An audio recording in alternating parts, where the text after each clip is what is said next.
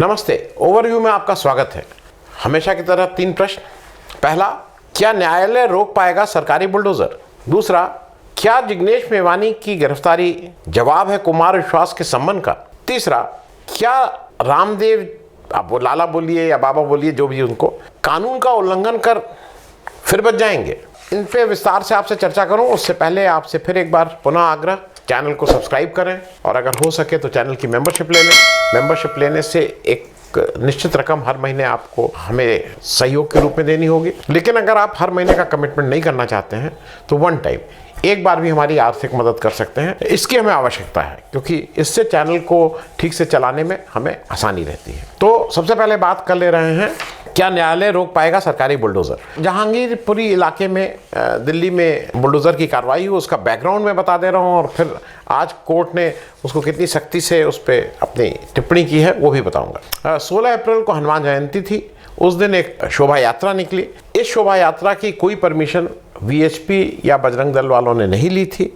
ये लोगों ने उसको जब निकाला तो मस्जिद के सामने जाके उसको रोक के, और अब तो कोई लगाम ही नहीं है किसी की, जिसको बोलते हैं ना किसी की ज़बान पे कोई लगाम नहीं है। जो प्रोवोकेटिव नारे हैं, गाली गलौज है, ये इस तरह की बातें वहाँ की। रमज़ान का महीना था, नेचुरली किसी भी मस्जिद में इस समय रौनक ज़्यादा रहती है क्योंकि जो रोज़ेदार हैं वो नमाज भी पढ़ते हैं, शाम को इफ्तारी, सुबह सहरी, ये सब उनका अपना चलता रहता है। तो वो था, ऐसा कहा गया कि वो जो मस्जिद से वहाँ थोड़ी पत्थरबाजी भी हुई। अब दिल्ली पुलिस बिल्कुल क्लियर पहले ही दिन से कह रही है कि वहाँ इस शोभा यात्रा की कोई परमिशन नहीं थी। अकॉर्डिंगली एफआईआर भी हुई है। एफआईआर करके उन्होंने वीएचपी के किसी नेता को गिरफ्तार भी कर लिया है। उसमें एक सज्जन अंसार नाम के भी गिरफ्तार हुए हैं, मुस्लिम हैं।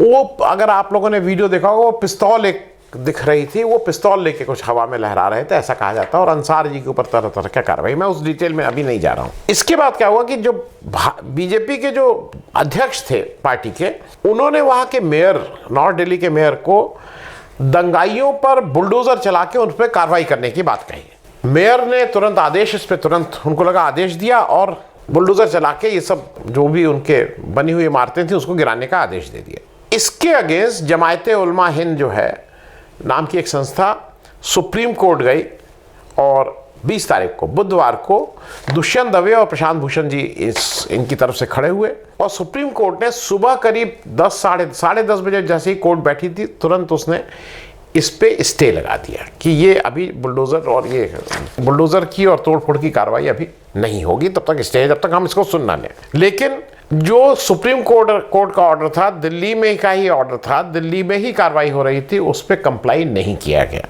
वो 12:45 तक कंप्लाई नहीं हुआ, फिर वृंदा करत पहुंच गए, फिर वो सामने वो सब हुआ। खैर, अब ऐसा भी है कि नॉर्मली 11 बजे तक ये कार्रवाई रोज शुरू होता, कहीं पे भी शुरू होती है जब बुलडोजर आता है। 11 पुलिस फोर्स आती है क्योंकि उस थाने की। लेकिन जहांगीरपुरी में ये 9 ही बजे से कार्रवाई शुरू कर दी गई थी और सुप्रीम कोर्ट के ऑर्डर आ जाने के बाद ऐसा कहा जा रहा है कि वो कार्रवाई चलती रही करीब 12:30 पौने 1 बजे तक। आज उसी पे उस कार्रवाई को आगे बात हुई।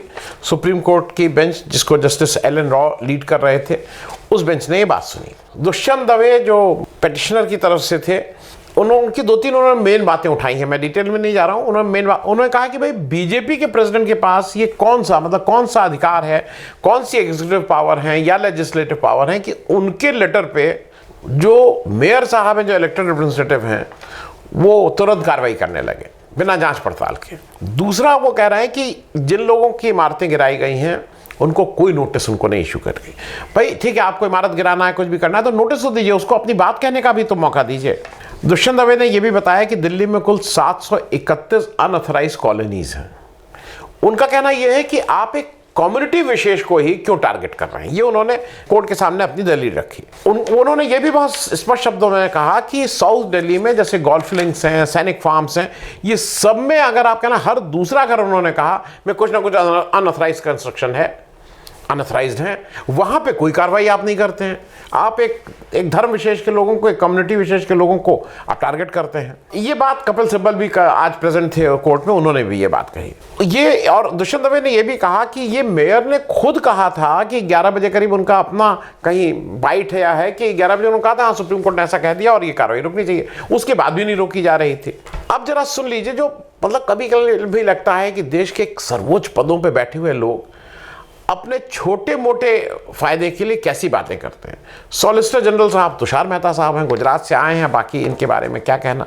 ये तो इन्होंने तो अपनी तरफ से ये कुछ इन्होंने ये बताया पहले तो कि वो कुछ ऐसा कोई इमारत नहीं तोड़ी गई है, वो फुटपाथ है और जो रोड साइड पे वो कुछ कुर्सी ठेले लगा के काम करते हैं उनको हटाया गया है। और दूसरा उन्होंने कहा कि इसमें नोटिस भी इशू हुई थी। तो इस पे बिल्कुल स्पष्ट सुप्रीम कोर्ट की जो बेंच थी उसने पूछा कि आपको चेयर और टेबल हटाने के लिए बुलडोजर का इस्तेमाल करना पड़ रहा है, ये तो पहली बार सुन रहे हैं। फिर उन्होंने कहा कि और चेयर और टेबल हटाने के लिए आप नोटिस भी इशू कर रहे हैं। चलिए भाई, बहुत अच्छे हैं आप, इस तरह से उन्होंने एक व्यंग किया इनके ऊपर। फिर सुप्रीम कोर्ट ने बहुत स्पष्ट, क्योंकि वो एक सीनियर एडवोकेट हेगड़े साहब भी वो भी मौजूद थे, उनसे पूछा, वो भी किसी की तरफ से थे, कई पार्टी जिसमें हो गई हैं, कि नोटिस इशू हुई थी, उनको नोटिस दी गई थी जिनका इमारत तोड़ी गई। उन्होंने कहा नो। वहीं पे सॉलिसिटर जनरल तुषार में कहता है नहीं नोटिस इशू हुई थी। तो अब तो यही दूध का दूध और पानी का पानी हो जाएगा। इसको लेके सुप्रीम कोर्ट ने स्पष्ट किया है कि दोनों लोग अंडर ओथ एफिडेविट अपने अपने दें। आप कह रहे हैं नोटिस इशू हुई, तो कब और कैसे और कब आपने नोटिस इशू की उसकी डिटेल्स दीजिए।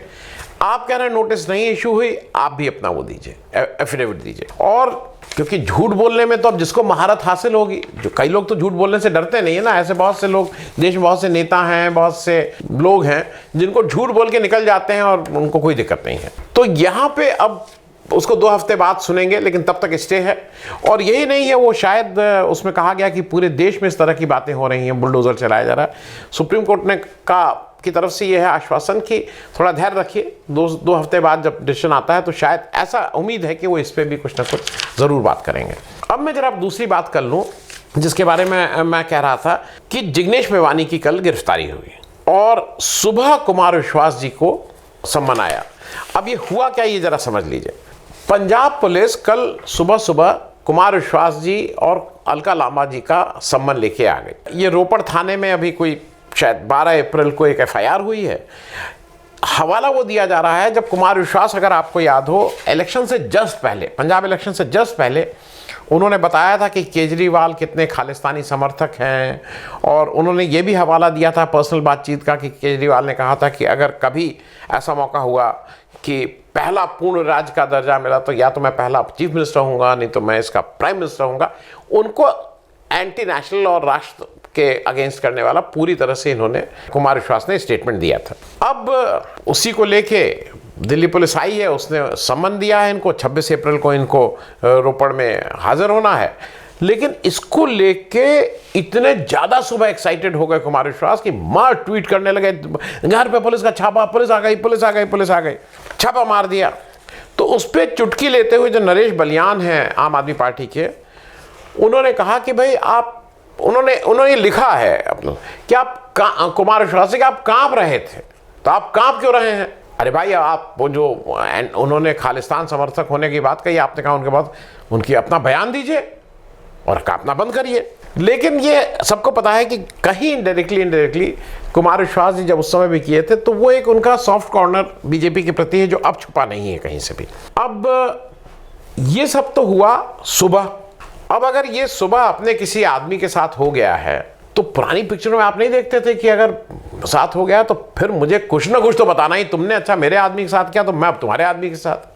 तो एक जिग्नेश मेवानी जी का नाम आप सुने ही हैं, कांग्रेस से MLA हैं, दलित नेता हैं, गुजरात के विधायक हैं।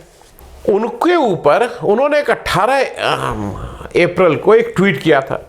उस ट्वीट में जैसा कहा जा रहा है कि उन्होंने कुछ प्रधानमंत्री के लिए कहा था। जिग्नेश मेवानी को जितना मैं जानता हूँ वो ट्वीट शायद डिलीट कर दिया गया है या नहीं, वो ऑथराइज नहीं है देखने के लिए, तो मैं उसको नहीं कर रहा हूँ। उसकी कुछ करके उन्होंने उसको लगा दिया है कहीं, लेकिन वो ट्वीट में नहीं लगा रहा हूँ। वो आप अगर खुद ढूंढ के देख लीजिएगा तो देख लीजिएगा। वो 18 अप्रैल को ट्वीट होता है, उसकी FIR लिखी जाती है, असम में किसी से FIR लिखवाई जाती है और 20 की रात में असम की पुलिस गुजरात में आके पालनपुर में जिग्नेश मेवानी को गिरफ्तार कर लेती है। कार्रवाई की स्पीड देखिए जरा। और उनको ले गई, अब आसाम ले जा रही हैं और वहीं पर उनसे बाकी पूछताछ होगी। चीज़ें बिल्कुल स्पष्ट हैं। तुम अगर मेरे आदमी को, मेरे किसी समर्थक को सम्मान भी दोगे ना, तो मैं तुम्हारे आदमी को सही गलत वो तो बाद में कोर्ट डिसाइड करेगी, मैं उठा ले जाऊंगा, मैं उसको अपने राज्य के किसी राज्य में। और दूर असम बहुत आसान चीज़ नहीं है भाई। ये अगर उन्होंने ऐसा ट्वीट किया था और किसी को बुरा लगा था तो गुजरात में भी एफआईआर हो सकती थी, नहीं असम में की गई। तो ये it is part of the strategy. अब ये कहीं कहीं ये डेमोक्रेसी का पार्ट है कि ये किसका पार्ट है मुझे नहीं मालूम, लेकिन इस तरह का अब देश में माहौल एक शुरू हो गया है। तीसरी बात ये रामदेव जी के बारे में बोल दूं। रामदेव जी कानून का उल्लंघन करके फिर बच जाएंगे। अभी क्या हुआ ये सुन लीजिए। आयुष मंत्रालय ने उत्तराखंड के प्रदेश विभाग को कहा है टेक नेसेसरी एक्शन, वो पतंजलि के ऊपर जिन्होंने हार्ट और लिवर डिजीज के लिए कुछ दवा की बात की है। उससे पहले समझ लीजिए कि मामला क्या है। Drug and magic remedies act है हमारे यहाँ, जो प्रोहिबिट करता है, जो ये निषेध करता है कि आप लिवर डिसऑर्डर या हार्ट डिसऑर्डर या बीपी के कम हाई और लो बीपी के ट्रीटमेंट करने का एडवर्टीजमेंट नहीं दे सकते हैं। इसका प्रमाण कि ड्रग इफेक्टिव है, दूसरे ये अलग बात है कि उसका प्रमाण आपके पास है कि ड्रग इफेक्टिव है, तब भी एडवर्टीजमेंट करना इलीगल है। आम जनता को ये ड्रग खरीदने के निर्णय को ये प्रभावित करता है आपकी इस तरह की बातें, इसलिए ये इट इज इलीगल। एक्ट कह रहा है, लेकिन ये एक्ट से ऊपर है। ये एक्ट ये भी कहता है कि liver disorder, heart disease, high और लो बीपी के ऐड भी बिल्कुल स्पष्ट निषेध है इस पे। पतंजलि जी इस समय क्लेम कर रहे हैं कि उनकी दवा है 3, लिपिडोम, लिवोग्रिट और लिवामृत। अब लिवामृत है या लिवामृत है LIVAMRIT, लिवामृत। ये दवा बना रहे हैं और कह रहे हैं बिल्कुल first class, liver, heart, BP सब ये ठीक कर दे रहे हैं। अब ये वो बेच नहीं सकते हैं। इसमें से कई शिकायतकर्ताओं में से एक शिकायतकर्ता का हवाला ये टेलीग्राफ में आज ये पूरी रिपोर्ट छपी है, वो मैं लगा दे रहा हूं। केरल के एक डॉक्टर साहब हैं, उन्होंने RTI के जरिए इस डॉक्यूमेंट्स प्राप्त कर लिया और फिर उन्होंने एक कंप्लेन केरल में इसकी की कि उन्होंने पतंजलि के ऐड का हवाला देते हुए कहा कि ये भाई ऐड दे रहे हैं और इसमें वो कह रहे हैं प्रभावी होने का दावा कर रहे हैं, जिसकी वजह से इसके बाइंग डिसीजंस इफेक्ट हो रहे हैं। जब ये इन्होंने वो किया तो सेंट्रल ड्रग अथॉरिटी ने इसको आयुष मंत्रालय को भेज दिया। आयुष मंत्रालय ने उत्तराखंड सरकार को, अच्छा ये सब हुआ था फरवरी के महीने में, अब अप्रैल में 2 महीना, तो इतना तो भाई लाला रामदेव जी का ये मामला है तो इतने जल्दी तो चलेगा नहीं, 2 ही महीने में हुआ। सरकार को उचित कार्रवाई करने को कहा है। उचित कार्रवाई क्या होगी यह आप ही जान लीजिए। ये वही बाबा जी हैं या लाला जी हैं, अगर आपको याद हो कोविड-19 में इन्होंने कहा था ना, एक फर्स्ट एविडेंस बेस्ड मेडिसिन इन्होंने कोविड-19 की खोज ली थी और कुछ मंत्रियों की मौजूदगी में इन्होंने उसको प्रेस कॉन्फ्रेंस करके उसको रिलीज भी किया था, लोगों को भी बताया था, याद आया ना। और उसके बाद इन्होंने कितनी भद्द पीटी थी एलोपैथिक डॉक्टरों की कि एलोपैथिक डॉक्टर क्या हैं और क्या नहीं है, और एक झगड़ा चला था। अब ये इतने तेज चीज़ हैं कि वो उस बार क्यों बच गए थे? वो इसलिए बच गए थे कि जो बीमारी जिनकी दवा का ऐड आप नहीं कर सकते हैं उसमें कोविड-19 का नाम नहीं था। भाई कोविड-19 तो नई बीमारी आई थी, तो इसलिए उस समय बच गए थे कि इस चक्कर में। अब इस समय देखिए, इसमें किसी को कोई शक नहीं कि लाला रामदेव का कोई बाल बांका भी नहीं कर सकता है। हाँ, अब कोई 1 रुपए की या 10 रुपए की या 100 रुपए का कोई उनके ऊपर जुर्माना हो जाएगा। मुझे सिर्फ कई लोगों को लगता है कि आप क्यों, मुझे ऐसा लगता है कि जुर्माने ज़्यादा बाबा ये जो गेरुआ वस्त्र पहनते हैं ना, जिसमें वो हिंदू होने का दावा करते हैं, मुझे दिक्कत उससे है।